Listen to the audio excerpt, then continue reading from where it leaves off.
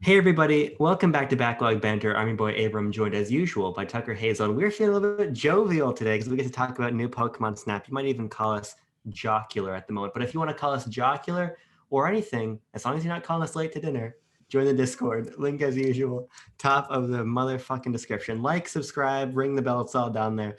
But Tucker, let's get all that shit out of the way right away because it's time to talk about new Pokemon Snap. Now, of course, we're not in the gaming in group. We don't have early codes here for backlog banter. So these are early impressions of the game. Yes. We are both in In fact, first impressions. Yes, we're both in the second area, which is the forest. I think it's called Foundja Forest, if I remember. The island's got an even weirder name that the Professor Mirror said one time, and I was just it just went straight through my head, and I was like, who came up with that terrible idea? But so Tucker, the game's finally here. We didn't wait 2 decades for it. I'm barely 2 decades old, actually, but I was super excited when the game got announced, considering its pedigree. I played the original earlier this year and loved it. You have not played any Pokemon Snap, but you were excited for the game. Tucker, what do you think about it?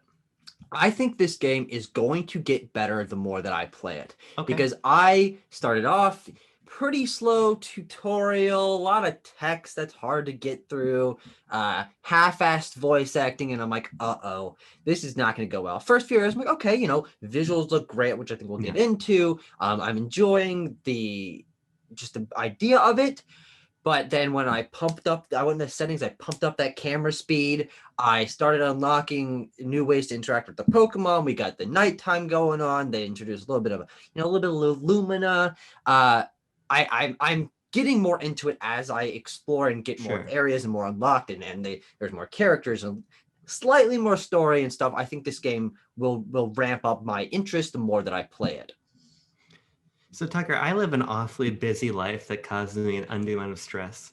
And I like having a good game to relax with. And already playing new Pokemon Snap is so relaxing. Mm-hmm. This is essentially exactly what I would have expected from a Pokemon Snap sequel conceptually, right? Yeah.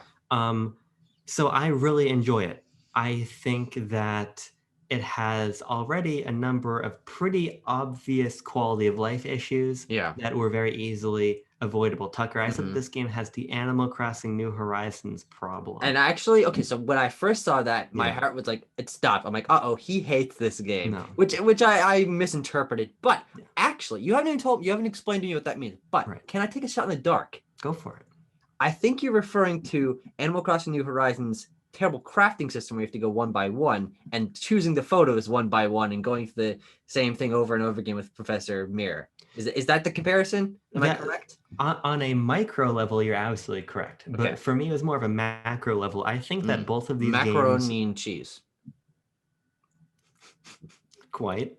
Both of these games are beautiful. Well, here's a question. If the macaroni was smaller, it would be called macaroni and cheese. Would it be? You'll have 2 strikes or maybe 5. Both of these games are gorgeous. They're great realizations of what the fan bases wanted, but at the same time, they're plagued by very obvious and very avoidable issues. And it comes down to quality of life. Sure. I'm already seeing a lot of quality of life issues with New Snap that are frustrating me as we go along. And a lot of them are, like New Horizons, a function of great new mechanics that just weren't fully implemented the way I wanted them to be. Sure. So already this game is a lot more complex than the original, not only in terms of AI, in terms of everything, but just in terms of ranking Pokemon, of taking pictures. You've got a star system now. So the star system doesn't coincide to like quality as you would expect, but instead it's basically 4 different tiers of the Pokemon by itself, the Pokemon doing an action, yada, yada, yada. You basically have to catch them in 4 different ways. Yeah. But you can only submit 1 photo on each go.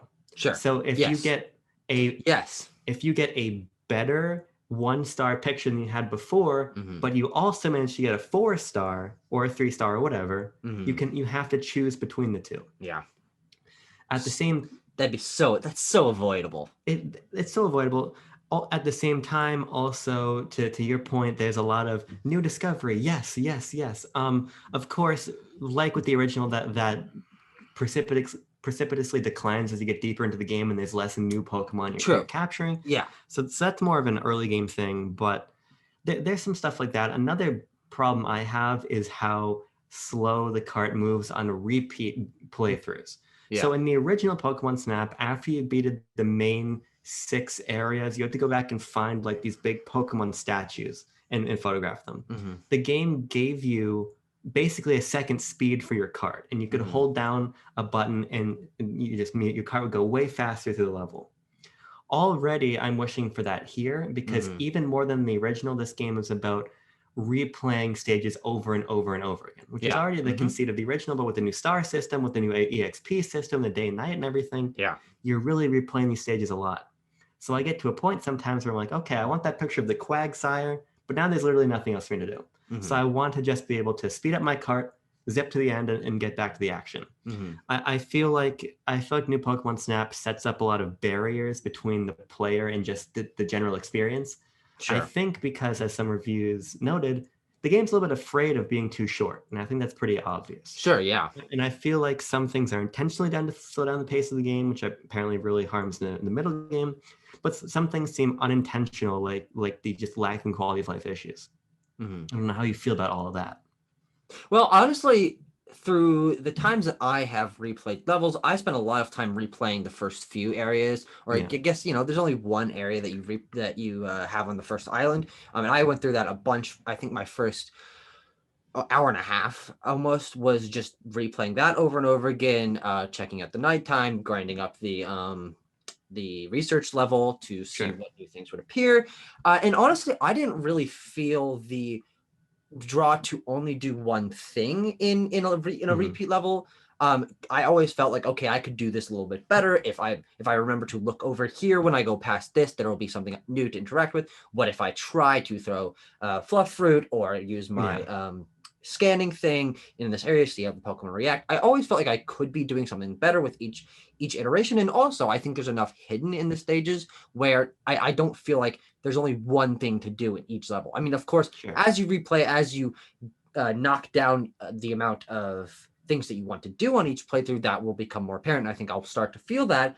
But from what I've played, obviously only 2 hours in or whatever, I always feel like there's something to do. I do agree with the cart speed thing, especially when sometimes I'll find a section of a level that doesn't feel like there's a lot in it, which is weird. Considering how much there are in certain areas of each level, there will be 6 or 7 different Pokemon going around, and you're like, okay, oops, if I pass this or don't interact with this, then I'll miss something else later on. And I feel like they're a little bit unbalanced, but I think the fact that there are essentially like 4 different versions of each level plus 4 different versions of the nighttime versions of each level, there's enough changes going on that I always feel like I'm experiencing something new. And I've already had a handful, maybe not as many as I would want, but a handful of these moments where a Pokemon does something or I notice something in the distance and feel like I'm actually discovering something. And those are the moments where the game really shines. And I think that as the game goes on, you unlock more areas, you unlock multiple pathways, you unlock more ways to interact with it. Those moments will become more and more apparent.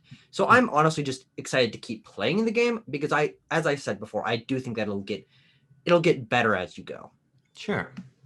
I want to front load my criticisms, to be honest, because I've got one other main point before I get into what I really love about this game, because I already really enjoy it. I think the story is distracting, actually. Sure. So the original Pokemon Snap basically had no story. It was like Professor Oak's like, go fucking take a picture for me. We're looking for Mew. That's the game, right? Yeah. And at a certain point, that doesn't really work because that's so thin. Yeah.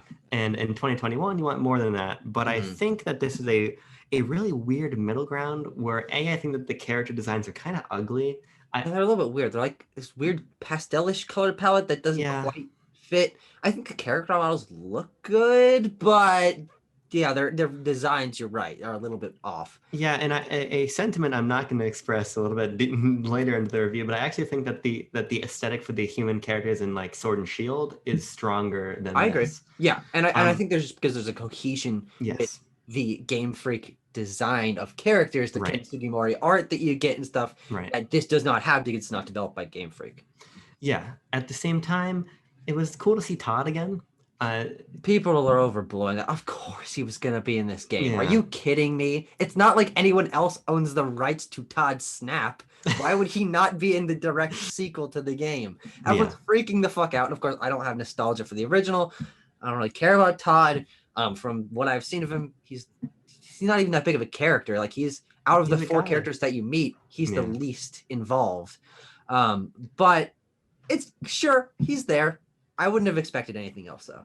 Yeah, I mean it's cool to have him back, but ultimately I'll be curious how like the balance between story and gameplay moving forward, but I Mm-hmm. kind of feel like I'm mashing dialogue a little bit to get back into what I want to be, Yeah. especially because it does the weird JRPG thing of we're gonna voice half of a line and we're gonna text and then we're gonna say our catchphrase, take pictures, and the text gonna be like, here's how the fucking Yeah. the I mean, fluff loop works. it's like the Fire Emblem Awakening Yeah, deal sure. where they have voice clips that go over anything they're Right. saying that expresses the general sentiment of what they're trying to get at, but it Yeah. does not match and it feels really repetitive. I think the half-assed dialogue is actually something I'm going to be very critical on within this game. Is I think the moments where the characters are fully voiced and expressing and interacting, if that had been genuine cutscenes of them interacting, they could have been much more engaging Yeah. characters. It would have realized this place a little more, but instead you get the Fire Emblem style two people standing next to each other, gesturing slightly over and over again, which gets very repetitive. And unfortunately, there's no way to like speed up the dialogue or something like that. What I would have wanted, honestly, because there are some like full cutscenes with full Mm-hmm. voiceover. I would have liked that juxtaposed against almost the Pokémon tournament style, really nicely hand drawn like trainer illustrations. So Okay. if you're gonna do like text sequences, I'd rather have nice character hand drawn portraits opposed to like the stiff 3D models that fade away and another character fades in on Oh, top of them. that fade out is really weird. The dissolve, Yeah, so weird. it's especially strange because when we talk about it in a minute, this game has incredible production value Yeah. otherwise. So the story feels a little bit weird. But Mm-hmm. right now, really my only issues are narrative and quality of life, which Mm-hmm. might become really big issues as I get later into the game and I play more of it and more of it. But at the moment, they're more distracting than anything when the rest of the game I think is really high quality and pretty much exactly what I wanted out of the game. Yeah. So you've got bigger production value discussions to have. Yeah, sure. I think that these are such fun environments to be in. These Pokemon really do feel alive to me. I think this is such a incredible realization of the Pokemon world. Mm-hmm. Bandai Namco has put so much care into all the animations, even just the number of things that a Bidoof does. Yeah. Eating the fruit, running around with the stick, making the dam, falling asleep on the dam, doing the fucking Jeff Goldblum pose on the dam, all of this stuff. And that's just one Pokemon. Yeah. There is so much packed into all of these. It's really incredible. And it's really incredible to see such a variety of Pokemon across the entire franchise. Yeah. It's especially exciting to me when you see, of course, the classic thing of the Pichu and the Grookey, but you're like, those two Pokemon have probably never interacted in official Pokemon media before. Right. Or when you've got the Scorbunny relaxing in the back of a Torterra, and you're like, okay, this is combining elements that in interactions that we never would see otherwise. So I Yeah. think obviously placing it in this random other region that's probably not going to get any real development. No. But the fact is that we have these environments that already give it more life than we're used to seeing out of Pokemon. You get that. And then I also think what's great is you get just like a Wurmple out and about. Yeah. That could have so easily just been like a Kakuna because we know that Gen 1 nostalgia. We know that fucking Yeah, Ken very true. Sugimori tips his cap to a fucking framed picture of the original 151 when he enters the office in the morning. So it's nice to get this lineage of the entire series. Mm-hmm. And it just makes the ecosystems feel so interesting and alive. And I love already the early interactions, not just of the pairings, but like the Dodrio scaring the other birds away, or I seeing like the ducklet go after the Magikarp in the pond. Yeah. There's just a lot of really cool stuff. And of course it was in the original, but it's so much more lively here. Mm-hmm. And for me, I honestly am surprised to see so little Gen 8 Pokemon in this. At the moment, I think I've really only seen Scorbunny and Grookey. There's a good Yeah. amount of Gen 7. A little bit of Gen 6. Like it's a weird balance, but I think probably that'll flesh out a little better as we experience the entire scope of the game, because Yeah. I'm pretty sure there are like 400 something Pokemon to see in this game. And I think the cool thing is that I have found myself finding hidden Pokemon within levels on my replay playthroughs. Yeah. I don't know if you found it, but if you play through the normal day version of that first jungle area and you turn around somewhere near the beginning, you find Slacking, and Yeah. he's just sitting there relaxing. And I randomly found that. I'm like, I saw like a fist sticking up. I'm like, what the hell? And oh shit, it's Slacking over there. And I've had those moments, and I really feel like I want to replay these levels. And I think the fact that there's slight environmental storytelling going on through the progression of your research level, and the Pokemon sort of change what they're doing and how they interact, and they're in different places. I'm very excited to see how each level is complete in like its miniature story arc, and then how it changes during the night. I think the fact that they took the Pokemon Snap formula and tweaked it in just those ways that allow for the slight environmental storytelling is so fascinating, and it already makes me want to keep replaying these levels and seeing what I missed. So I'm very pleased with that. Yeah, I think that's really great. And I think the tools at your disposal are great too already. We have the scan and we have the fluff fruit, and I believe there's others we get later in the story, Yes. of course. But it's great they changed. This is not a new thought, but changed the just like abuse from the original games, where you were just throwing like actual Oh, apples, and there's a whole item called the pester ball where you just pester Pokemon and make them mad to take their picture. mhm. It's cool that they're You more can bonk them respect. on the head with a fluff fruit, and it essentially probably does the same thing. But You can, but what's the research assistant's name? Rita, Rose, yeah. Rita is she's very she's very explicit about saying this is very light. It's basically airy. It's like an apple, Oh, but it's not heavy like an apple. true. It's okay to hit bonk with it. So just little things like that are great, because I think what I've written about pre-release and what I feel playing the game is that there's such a respect and celebration for the Pokemon series in this game. Sure. This is the sort of attention to detail, attention to realization of what we've always wanted from Pokemon Hmm. that Game Freak is just not giving us, Yeah. and they haven't given us for quite some time. Yeah. Um, And I'm playing this, and I'm seeing the Pokemon and all their animations, because they have such a wide variety of animations. And I'm thinking, okay, I can't wait to really explore a Pokemon world. Pokemon Legends Arceus is coming up, and this sets a bar that it's going to be right. interesting to see how Game Freak responds to. Because if you're in an open world Pokemon game and there are Pokemon around, do they interact at all? Do they have a variety of animations? This honestly might make Legends Arceus feel a little bit dated in some ways when it comes out. If Game Freak isn't willing, well, we've got the shortened development cycle to put in that production value that it does need, as we talked about in our first few discussions about that game. Yeah, I think to that point in particular, New Pokemon Snap is a lot of ways like a theme park attraction. Sure. It's so carefully assembled that you can Mhm. put a lot more production value and detail into stuff that in an open world game you just can't. Yeah. That said, this definitely sets a new bar for putting graphical fidelity aside, for bringing the world of Pokemon to life. And I don't Mhm. think you need to have as lush, natural environments and as expressive Pokemon in this game as you would need in Legends Arceus. But I think what you need to carry over is the feeling of being immersed in the actual world of Pokemon, right? And the original Snap did that, and those fucking guys are like 8 polygons and they're fucking strutting around like this, right? Mhm. So I think being able to capture the feel is going to be important for Game Freak. Probably not the aesthetics, because I don't know if that's possible. Yeah. Um, but it's great to be in such a high fidelity Pokemon world right now. Yeah.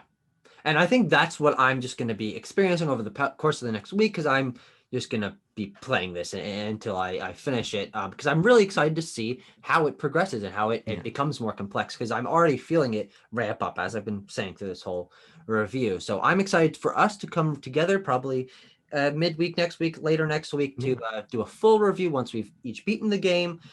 But yeah, I'm very happy with it. I'm happy that I picked it up. It's going to be interesting to see if these quality of life issues become, we become used to them and they're not a huge deal, or if there are some later things that might fix them a little bit, or if they become more and more apparent throughout. Because I think that's going to be the real sticking point. Because I don't think we're complaining about most aspects of the game, but these sticking points could become an issue. Yeah, I am concerned about my issues snowballing when I get later into the game, and then it is okay. Fuck, I just need to get a 2-star pick a peck. Yeah. And now I'm trotting through the rest of the level and yada yada yada, and where the pick a peck, So I think when we get into that like middle game, end game, these problems might become worse. But at the same time, it's possible that like the original Pokemon Snap, we get items and things to start to alleviate these issues. And yeah, so I honestly think that it's possible that we get a cart speed up. I think it's almost in the game. guaranteed. Yeah, exactly. And maybe there is ways that once you beat the game, once you beat the campaign, the story, they give you things that help you to only play a little bit of a level, or point out certain things in the environment. So you go, okay, I just want to go here and do this, so you can complete it. But we don't know yet. That's just speculation. It's all speculation, but right now I'm really enjoying the game. I'm a big on-rails shooter fan, and New Pokemon Snap is an on-rails shooter. Yep. But with like a camera motif over it. So from a really pure gameplay level, I'm super excited. I mean, I don't know yet where it's going to sit and everything, but I have a feeling that I'm really going to enjoy this game. It's going to end up being in at least the upper half of Switch games for me, and probably in the top tier of things I really enjoy. I was critical of the game up front because I wanted to just get all my criticisms out of the way, but I am really, really digging the game. Yep, and I'm happy that other companies are getting a chance to explore Pokemon, because obviously Bandai Namco did a good job developing it to a fighting game with Pokemon Tournament, and now they've got this, so they're really showing their chops and kind of showing that Game Freak might not be the greatest people to handle the Pokemon series. Well, at least we got Ilka making Brilliant Diamond, Shining Pearl, which well, maybe other teams don't need to take Pokemon. Which I literally constantly forget that game was coming out this year. Oh, well, yeah, because they don't talk about it either. Oh, let's not start bitching about fucking BDSP right now. We like to save our BDSP talk for the dead of night. Of course. But Tucker, before we leave, actually, I want to make one quick note. If you bought the Instax Fujifilm printer, know right now that there is no Android app for it currently, which was not telegraphed anywhere. And I only found that out today when I specifically searched up the app online on Google. And then there's this little disclaimer on the Fujifilm page that says, we apologize for the inconvenience, but the app is not on Google Play yet, which is frustrating, especially if you spend a lot of money on that fucking printer. So just know that right now. I guess the app is coming later, but I don't know why it's not here with the Apple version, but that's besides the point. Like the video, subscribe, talk to us about Pokemon. Please, I'm begging you. I don't think canonically Sonic ever vomited. Probably.